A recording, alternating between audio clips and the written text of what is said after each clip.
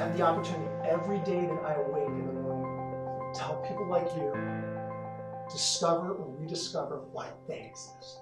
People ask me all the time, they're like, what's your purpose, Rob? You're like the purpose guy. I help people with their purpose.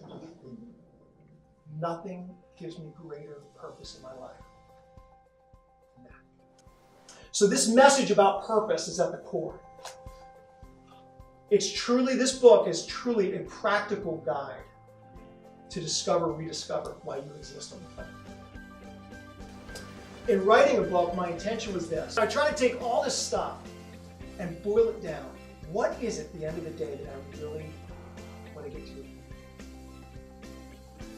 I try to share real-life illustrations, stories. And also, so I want it to be inspirational, I want it to be encouraging, I want it to be affirming, but also, I want it to be practical. I don't want to just stay up in the clouds. You got to be rooted and anchored in practical things for there to be true change.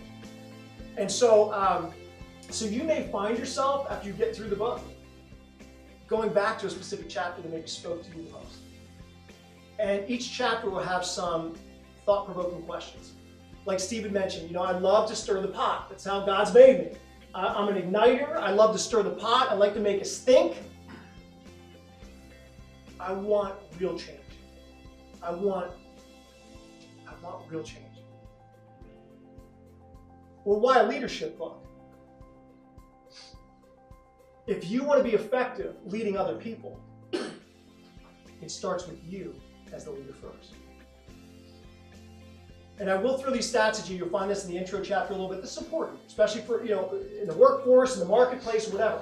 Do you know stats say that nearly 90% of workers are disengaged in what they do? Small, medium, or large-sized companies, disengaged.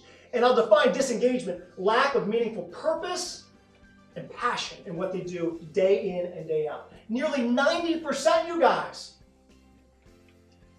But here's even more sobering thing. Do you know nearly 80% are the leaders of those workers, team members, and employees are disengaged too?